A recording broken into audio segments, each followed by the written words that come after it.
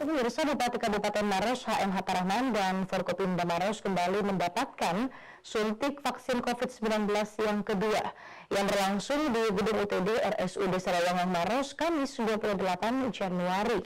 Penyuntikan vaksin dosis kedua ini berselang 14 hari dari pemberian suntikan dosis pertama.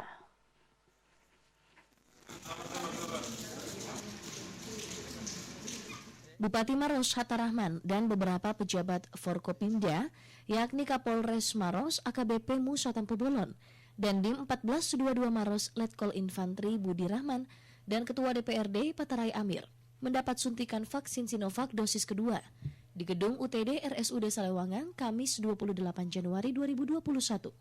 Penyuntikan vaksin dilakukan berselang 14 hari setelah penyuntikan dosis pertama pada 14 Januari lalu.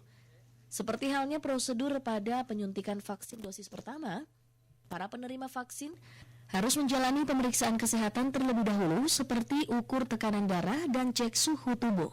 Kemudian menuju ke meja selanjutnya untuk tahapan screening, yakni wawancara dengan tim dokter untuk mengetahui apakah penerima vaksin layak untuk dilakukan penyuntikan. Sementara itu, juru bicara Satgas Penanganan COVID-19 Kabupaten Maros, Syarifuddin, menegaskan pihaknya menargetkan penyuntikan vaksin Sinovac tahap pertama di Kabupaten Maros untuk tenaga kesehatan sebanyak 1.549 orang tuntas di bulan Februari. Setelah itu penyuntikan vaksin tahap kedua kemudian akan diperuntukkan bagi petugas pelayanan publik lainnya, seperti anggota TNI, Polri, Satpol PP, dan Dinas Perhubungan yang rencananya akan dilakukan pada bulan Maret mendatang.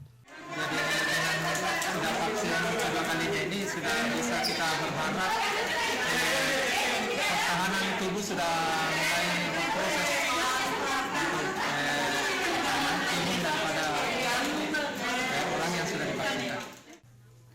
Pemkab Maros menyiapkan 16 titik penyuntikan vaksin di Maros, yakni 14 puskesmas dan 2 rumah sakit, yaitu RSUD Sarawangan dan RS Dr. Dodi Sarjoto.